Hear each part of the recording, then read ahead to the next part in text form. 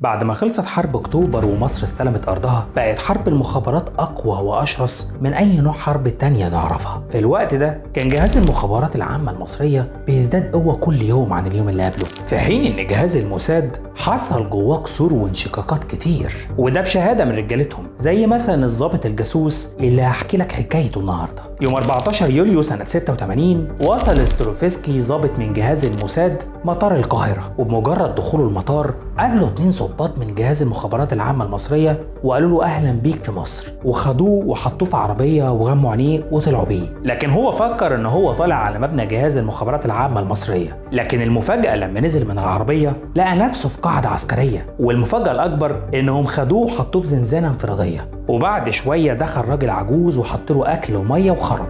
ستروفسكي قال لك أنا انتهيت هنا. كان كل يوم الصبح بيبص من شباك الزنزانة بتاعته ويلاقي عربية بتدخل بتشريفة الساعة 9 صباحا وبتخرج بتشريفة تانية الساعة 6 مساء. حاول يدرس المكان كتير ويزعق علشان حد يجيله، لكن كان من غير فايدة. وكان السؤال اللي محيره ساعتها، ليه المصريين عملوا كده معايا وانا جاي اشتغل معاهم بكامل ارادتي؟ حضرتك هتقول لي جاي اشتغل معانا، تيجي ازاي دي؟ هقول لحضرتك ان اجابة السؤال ده هو صلب حكايتنا النهارده. ستروفسكي ضابط الموساد اللي اشتغل على اجهزة مخابرات مختلفة من فلسطين لروسيا لبريطانيا وهكذا، مفيش جهاز واحد علم عليه، لكن اللعبة مع جهاز المخابرات العامة المصرية كانت مختلفة في نتائجها، لدرجة انه اتمنى الموت لحظة ما نزل البلد دي. العادي اننا بنحكي بطولاتنا وحكاياتنا على لسان ضباطنا واجهزتنا المصرية، لكن المرة دي هنحكي حكايتنا من مذكرات واحد من جهاز الموساد. ايه نوع المهمة اللي كان هيقوم بيها ستروفسكي في مصر، وازاي جهاز المخابرات العامة المصرية قام بمناورة في منتهى الذكاء كالعادة؟ تعال احكي لك. اتولد ستروفسكي يوم 28 نوفمبر سنة 49 في كندا من أب كندي وأم إسرائيلية، ولما بقى عنده 5 سنين أبوه وأمه انفصلوا، فخدته أمه ورجعت بيه على إسرائيل. وسنة 67 وهو عنده 18 سنة دخل ستروفسكي الجيش برتبة ضابط، وقابل بنت واتجوزها اسمها بيلا وخلف منها بنت. وبعد ما خلص مدة جيشه اللي كانت 3 سنين خد مراته وبنته وطلع على كندا عشان يزور أبوه، وقعد هناك 5 سنين خلف فيهم البنت التانية. وبعدين رجعوا تاني على إسرائيل سنة 77، ولما رجعوا راح قدم في سلاح البحرية الإسرائيلية وتعين فيها ضابط، وخلال فترة خدمته كان قائد لمجموعة اللي بتختبر الأسلحة قبل ما تتحط في أي قطعة بحرية مسلحة. وخلال الفترة دي اتخرج من كلية الأركان والقيادة وبقى محاضر في الكلية طول فترة خدمته. لكن بعد فترة اتصل بيه جهاز الموساد وطلبوا للخدمة واتحط تحت التدريب لمدة سنة كاملة. ويوم 3 فبراير سنة 86 ستروفسكي أو بحسب اسمه الكودي فيكتور راح على قبرص في مهمة اتكلف بيها من جهاز الموساد بجواز سفر بريطاني مزور. لكن هو ما راحش طيران، راح عن طريق زورق من إسرائيل لحد نقطة معينة قبل قبرص ب50 كيلو، وهناك قابله يخت تاني تبع قبرص وبدل فيه. ولما نزل قبرص راح على فندق معين ونزل فيه، وتاني يوم بدأ المهمة وقابل واحد بلجيكي تابع لمنظمة معينة واداله مفتاح، والمفتاح ده بتاع عربية محملة سلاح ومتفجرات في بلجيكا، وهيدفع للموساد 2 مليون دولار في حساب معين في سويسرا مقابل السلاح ده. ونفس الوقت الموساد كان متفق مع الحكومة البلجيكية إن لحظة ما يروح حد تابع للمنظمة دي ياخد العربية يقبضوا عليه. حضرتك هتقول لي طب والموساد هيستفيد ايه من كده؟ هقول لحضرتك ان المنظمة دي كانت بتبيع سلاح للمقاومة الفلسطينية، وطبعا اسرائيل هتموت وتوقف الصفقات دي بأي تمن، وبكده يبقى ضربت عصفورين بحجر واحد. خلصت المهمة الأولى والأساسية، لكن كان لسه في مهمة تانية هيقوم بيها. في اليوم اللي قبله وهو بيبدل من الزورق لليخت قابله ضابط اسمه زائيف ألون، وده كان ضابط عمليات خاصة من جهاز المتسادة. حضرتك هتقول لي ايه المتسادة ده؟ هقول لك ان المتسادة كان فرع سري من جهاز الموساد بيجند ويدرب مقاتلين عمليات خاصة بس ما يعرفوش حاجة عن الجهاز، علشان اللي يتمسك منهم أثناء العمليات ما يبقاش حيلته حاجة يقولها. زائيف قال له محتاجينك تكون محطة إرسال لينا، هتوصل لك رسالة في الفندق تبلغها للجهاز على طول. في الوقت ده كان الرئيس معمر القذافي عامل مؤتمر مدته 3 أيام كان اسمه القيادة المتحالفة للقوات الثورية للأمة العربية. فبعت الموساد واحد من مجموعة المتسادة على إنه صحفي علشان يتجسس على المؤتمر. فعرف إن بعد المؤتمر بيوم هيطير بعض القادة الفلسطينيين على طيارة خاصة خليجية علشان يروحوا على سوريا. فالموساد جري على شمعون بيريز رئيس الوزراء ساعتها وطلب منه إنهم يخطفوا الطيارة دي، وعلشان العملية ما كانتش سهلة فكان لازم يتأكدوا الأول إن القادة الفلسطينيين هيركبوا الطيارة، وده هيتم عن طريق الجاسوس بتاعهم اللي في ليبيا. وبعدين هيبعت رسالة التأكيد لسفينة كانت موجودة عند جبل طارق، والسفينة تعيد إرسالها للجهاز، ونفس الوقت هيبعتها لفيكتور في قبرص عشان لو حصل أي حاجة والرسالة ما وصلتش هو يبعتها للموساد. لكن كانت المفاجأة اللطيفة إن المؤتمر أصلا كان على علم بوجود الجاسوس ده بينهم، وهم اللي باعوا المعلومة ليه علشان يبعتها للموساد والموساد يشربها. علشان كده فيكتور حس إن هو هيتورط في العملية دي. قبل المؤتمر ما يخلص اتعرف فيكتور على رجل أعمال فلسطيني لكن عايش في الأردن، وعرف منه من خلال الكلام إن الفلسطينيين بيضحكوا على إسرائيل وإن مفيش حد يركب طيارة ولا حاجة. فحاول بكل قدرته إنه يوصل المعلومة للموساد، لكن محدش انتبه للتحذير. وبعد محاولات كتير منه وصلته الرسالة من الجاسوس اللي في ليبيا بعد ما شرب الحكاية لآخرها، فكان لازم يوصل الرسالة للموساد زي ما اتطلب منه. وتاني يوم ركب الزورق ومنه على اليخت علشان يرجع على إسرائيل. لكن حصلت حاجة غريبة، جت أوامر للزورق إنه يقف كام يوم في البحر لظروف أمنية، فتوقع إن في حد بيحاول يأخره علشان يشيلوه فشل العملية اللي حصلت. وأكيد الجاسوس اللي في ليبيا هيغير كلامه وهيقول إن أنا اللي ما فهمتش الرسالة صح، وعلشان ده يحصل لازم يمسحوا سجل المكالمات بتاعي. وفعلا ده اللي حصل. انت متخيل عزيزي المشاهد ان جهازه اللي المفروض هو اللي بيحميه هو نفسه اللي بيخطط علشان يشيله فشل مش بتاعه. وبعد شهرين من فشل عملية قبرص ولسه الجهاز مشدد عليه المراقبة وبيتلككوله، كان مديره كل همه انه يطرده من العائلة الاولى في اسرائيل اللي هو جهاز الموساد طبعا. لحد ما دخل فيكتور الجهاز يوم 27 مارس 86، ولقى واحد صاحبه جاي جري عليه بيقول له تعالى بسرعة عايزينك في القاعة. فقال له هو روم جوه، وده كان الاسم الكودي لرئيس الجهاز. فقال له لا هو مش جوه، لكن ديفيد أرابيل وجدعون نفتالي رئيس القسم النفسي موجودين جوه في انتظارك. فخد كام خطوة ناحية القاعة ودخل. مساء الخير يا جماعة، قالوا لي انكم عايزيني. فرد عليه ديفيد أرابيل وقال له عايزين نبلغك ان عقدك في الموساد انتهى، وبمجرد ما تخرج من هنا لازم تنسى كل اللي سمعته وعرفته وحصل في الجهاز. فقال له فيكتور ان في نص العقد اللي انا مضيته مع الجهاز ان في حالة ان الجهاز لو عايز يمشيني لازم اقعد مع الرئيس الاول. فديفيد أرابيل رفع عينه وقال له شوف القوانين والشروط احنا اللي حطيناها، واحنا برضو اللي بنفسخ العقد معاك دلوقتي، وبما انك ما بقتش من الجهاز فانا اقدر دلوقتي احطك في السجن وانسى مكان المفتاح فين، وانت عارف ان انا اقدر اعمل كده كويس. خرج من الجهاز وبقى مجرد مواطن عادي من اللحظه دي، وخد عربيته وطلع على بيته. لكن لما وصل لقى عربيه مجهوله مستنياه قدام البيت، وواحد منها نزل وقال له في حد محتاج يقابلك ضروري. وبعد ما دار حوار ما بينهم ركب معاه، ولما وصل اتفاجئ من اللي شافه. الشخص اللي عايز يقابله هو مديره اللي كان بيسعى جاهدا لفصله من الجهاز، ومكان المقابله كان ورا مصنع مهجور بره المدينه. فبعد ما استوعب الصدمه قال له ليه انت عملت فيا كده؟ قال له شوف يا فيكتور، لا انا ولا انت لينا علاقه باللي حصل لك، الجهاز هو اللي قرر فصلك، وبعد ما فصلوك النهارده خلال يومين هيخلصوا منك خالص لانك تعرف عنهم كتير. فضحك كده وقال له هيختلوني يعني؟ قال له دي هتكون الخطه الثانيه. الخطه الاولى هيبعتوك ضابط احتياط في حرب جنوب لبنان، انت اكيد سمعت عنها. ففيكتور رد عليه وقال له طب ما انا ممكن ارفض. قال له اكيد حقك، لكن ساعتها مش هيكون قدامهم غير الخطه الثانيه، هيختلوك يا فيكتور. ففيكتور بص له وقال له ايه دليلك على الكلام ده؟ قال له من خلال علاقاتك تقدر تكلم حد من سلاح البحريه وتتاكد ان اسمك نزل قبل ما يبلغوك بفصلك. فيكتور اتصدم من اللي سمعه وقال له طب وايه الحل؟ قال له احنا محتاجينك في مهمه سريه بعيد عن الجهاز. وطلع فايل واداهوله وقال له ده فيه تيكت طيران للندن وحجز فندق باسمك، لازم تسافر قبل ال 72 ساعه الجايين، لازم نسبق بخطوه. فقال له انتوا مين ومهمه ايه اللي محتاجيني فيها؟ فقال له سافر على لندن الاول وهناك هكلمك في الفندق واشرح لك كل حاجه. مشي ورجع على بيته وفضل يفكر يمكن الجهاز هو اللي بعته وبيستخدمه علشان اروح لندن وهناك يخلصوا مني بسهوله، او يمكن يكون على حق وساعتها الوضع هيكون اصعب لاني معرفش مين المجموعه دي ولا ميولها ولا انحيازاتها ولا نوع العمليات اللي بيقوموا بيها ايه، لكن في النهايه لازم اختار بين المجهول او الموت. وعلشان ما كانش قدامه غير الهروب فجهز شنطته، وتاني يوم الموافق 30 مارس 86 كان في المطار ومعاه شنطه فيها ملذ وطاب.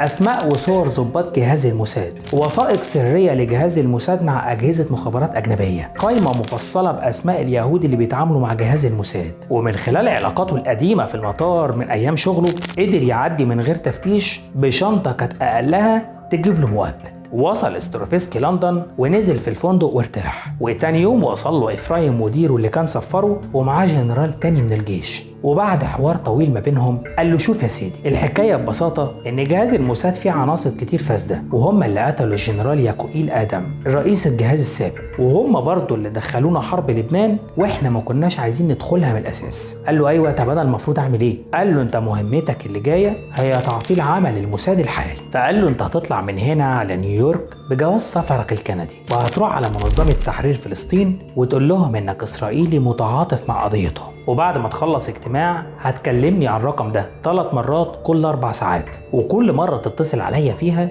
تكون من رقم مختلف، ومش عايز اعرف اسم الفندق اللي هتنزل فيه ولا اي معلومات عنك. ويوم 2 ابريل سنة 86 وصل نيويورك وطلع على مكتب تحرير فلسطين، ودخل المكتب وطلب انه يقابل شخص مسؤول. فقابله ياسين موظف الاستقبال وقال له تقدر تتكلم معايا، فطلع جواز سفره الاسرائيلي واداهوله. فياسين لما شاف الجواز استغرب وقال له طلباتك ايه؟ قال له محتاج اقابل شخص مسؤول اقول له كلام مهم. ياسين قال له في مطعم على اول الشارع تروح تستناني هناك وانا 5 وهجيلك. وبعد شوية اتقابلوا هناك، وياسين اتكلم بكل قوة وتركيز. قال له عايز تقول ايه؟ قال له عايز احذركم ان اسرائيل بتسمع كل مكالماتكم، وعلى سبيل المثال هم سمعوكم وانتوا بتتكلموا مع فيليتسيا لانجر، ودي كانت محامية اسرائيلية معروفة بالدفاع عن حقوق الانسان الفلسطيني. سمعوا المكالمات بتاعتكم اللي كانت قبل حرب لبنان على طول. ياسين رد عليه وقال له تفتكر احنا كنا محتاجينك تقول لنا المعلومة دي؟ اسمع، انت وجودك هنا ليه هدف تاني انا معرفوش، وانت مش جاي تنصحنا،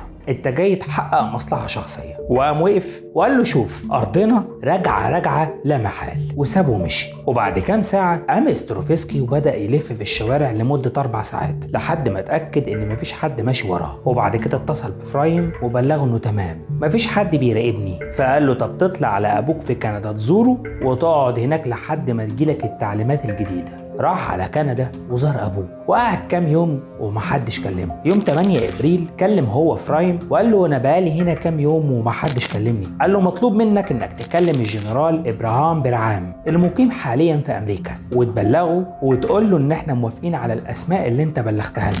قال له اسماء ايه؟ قال له الجنرال برعام كان بيبيع صفقة سلاح لدولة من اعداء اسرائيل، وكان بيبلغ زمايله الفاسدين اللي في الموساد باسماء الناس اللي كان بيتواصل معاهم علشان يكمل الصفقة. فانت اللي عليك انك تكلمه وتبلغه ان احنا موافقين بالاسماء اللي بلغتنا بيها على اساس انك واحد من الناس اللي عارفين بالصفقة. فيكتور فهم ان هم بيصفوا الجنرال برعام فكلمه وبلغه بالموافقة. ويوم 23 ابريل مكتب التحقيقات الفيدرالي الاف بي اي قبض على 23 واحد منهم افراهام برعام. ولما الجنرال برعام حاول يقول لهم يا جماعة انا كنت بخدم اسرائيل بعته وقالت له احنا ما نعرفش عنه اي حاجة، فاعتقلوه. وإفرايم ومجموعته شدوا خط على اسمه في القائمة. لكن قبلها يوم 20 إبريل فيكتور قابل إفرايم في واشنطن. إفرايم قال له أنت هتبدأ مهمتك الأولى من دلوقتي، كل اللي فات ده كان مجرد اختبارات مش أكتر، ودورك إنك هتطلع على الكي جي بي المخابرات السوفيتية الموجودة هنا في سفارتهم في أمريكا، وهتبلغهم إنك ضابط من الموساد وجاي تتعاون معاهم، وكل همك هتاخد منهم كام. لازم يفهموا انك جاي بتخون علشان الفلوس. قال له طب ما انا كده هكون بخون الموساد واسرائيل. قال له لا انت مش هتعمل كده، المخابرات السوفيتية ليهم جاسوس عندنا واحنا عايزين نطلعه. الفكرة انك لازم تقول قصتك الحقيقية، بس بدل ما تقول انك اتفصلت نهائي هتقول انك اتفصلت لمدة 6 شهور بس علشان يسيبوك ترجع، وهتقول تفاصيل معينة هنتفق عليها من خلالها هنقدر نعرف مين الخاين اللي عندنا. ويوم 23 ابريل لحظة ما كان بيتقبض على الجنرال برعام دخل هو السفارة السوفيتية الموجودة في أمريكا، وعلشان كان عارف إن الأمريكان بيتصنطوا على مكتب الاستقبال علشان كان سهل الوصول ليه، فطلب من الموظفة أي جورنال من الجرايد السوفيتية، وعلى ما راحت تجيب له سحب ورقة وقلم من على المكتب وكتب فيها إنه محتاج يقابل حد من أفراد الأمن. ولما رجعت تديله الجورنال اداها الورقة، فقالت له طب اتفضل استريح لحد ما أشوف لك موجود حاجة تانية متاحة ولا لأ. وشوية ورجعت وخدت منه جواز السفر الإسرائيلي، ولحظات وخرج له ضابط تاني ويشاور له من غير ما يتكلم. استروفسكي بيقول بمجرد ما دخلت مع الضابط أوضة مقفولة علينا لقيت شاشة كبيرة سودة بعرض الحيطة، كنت متأكد إن في حد قاعد ورا الشاشة دي بيتابع التحقيقات. وبمجرد ما قعدنا الضابط الروسي فتح الكلام وقال لي اهلا بيك، طلباتك ايه؟ قال له انا ضابط من الموساد وجاي طالب اشتغل معاكم. فالضابط السوفيتي ابتسم وقال له ايه اللي يخلي ضابط من الموساد يجي يشتغل معانا؟ قال له حاجتين، الاولى انهم فصلوني لمده 6 شهور لغلطه لا تذكر، والتانية ان هقبض منكم تمن كل معلومه هقولها لكم. وبعد حوار طويل دار ما بينهم اقتنع الضابط السوفيتي هو والقاده اللي معاه، او عملوا انهم اقتنعوا، وقال لهم ستروفسكي او فيكتور بحسب اسمه الكودي خلال ال3 ايام الجايين انا هستنى منكم تليفون في الفندق الفلاني، ولو ما جاليش الاتصال هعتبر اننا ما اتفقناش. وقام واتحرك على الفندق، لكن السوفييت ما اتصلوش بيه ولا حاجة، ولا في حاجة حصلت أصلا. ورجع إفرايم بلغه بالمهمة رقم 2، وهي نفس المهمة رقم 1 لكن مع بريطانيا، وبعدها مع الأردن، وهكذا فضل يتنقل من سفارة للتانية لحد ما جت المهمة اللي ندم فيها على اليوم اللي اتولد فيه. في مايو 86 إفرايم كان بيلح على فيكتور إنه لازم يتواصل مع المخابرات العامة المصرية، لكن فيكتور كان بيحاول يأجل الخطوة على قد ما يقدر لأنه كان قلقان منها. لكن إفرايم كان مصر إنه يضرب الموساد من خلال المصريين. اللي حصل مع فيكتور في الأجهزة اللي فاتت كوم، واللي جاي مع المصريين كوم تاني خالص. يوم 29 يونيو سنة 86 إفرايم طلب من فيكتور إنه يسافر على مصر ويطلع على مبنى المخابرات العامة المصرية. حضرتك هتقولي على طول كده مفيش أي تنسيق سابق؟ هقول لحضرتك إن في الوقت ده فيكتور كان زار السفارة المصرية في أمريكا أكتر من مرة وطلب منهم ده بشكل مباشر. إفرايم كمل وقال لفيكتور أنا هديك معلومات معينة هتقولها للمصريين. ففيكتور قال له شوف أنا هقول لك، لو ناوي تبعت معلومات أي كلام للمصريين فأنا مش هعمل كده، علشان ببساطة أنا لو عملت كده أنا مش هخرج من مصر بقيت حياتي تاني. قال له لا اطمن، الحكاية اللي هتحكيها لهم هتقول إنك جاي تساعدهم، أنت هتحكي لهم عن العناصر الإرهابية اللي بتدخل مصر وإزاي السلاح بيوصل لهم، وفي النص هنوقع بالمعلومات دي العناصر الفاسدة اللي جوه الموساد اللي بتساعد على دخول السلاح لمصر. كام يوم وطلع على السفارة المصرية في أمريكا تاني، ودخل على موظف الاستقبال وطلب منه إنه محتاج يقابل مسؤول، فدخله مكتب لوحده وشوية ودخل عليه ضابط مصري على إنه دبلوماسي في السفارة، ودي كانت تالت مرة يقعدوا فيها مع بعض داخل السفارة. فرحب بيه الضابط المصري وقال له رحلتك اتأجلت كام يوم، هتسافر يوم 13 يوليو وترجع يوم 20 من نفس الشهر. بيقول ستروفسكي في مذكراته انه بمجرد ما سمع الضابط المصري بلغه بالميعاد ما كانش قادر يقف على رجليه من كتر الخوف. ايوه زي ما سمعت كده، هو قال نصا كده في مذكراته. فطلع الضابط المصري ظرف فيه $2000 واداهم له وقال له خد دول خليهم معاك، وبالنسبه لحسابك اللي هتاخده مقابل المعلومات اللي هتديها لنا فده هيتحدد مع جهاز المخابرات العامه في مصر. وعلى قد ما كان بيحاول يداري توتره الا انه انكشف وهو بيسلم على الضابط المصري وهو خارج. فابتسم الضابط وقال له لو نيتك صافيه وانت بتتعامل معانا فمفيش داعي للخوف. بيقول ستروفسكي انا خفت من الجمله اكتر من اي تهديد تاني سمعته في حياتي، تهديد غير مباشر ما سمعت زيه في يوم من الايام. مين عاقل يروح للعرين برجليه؟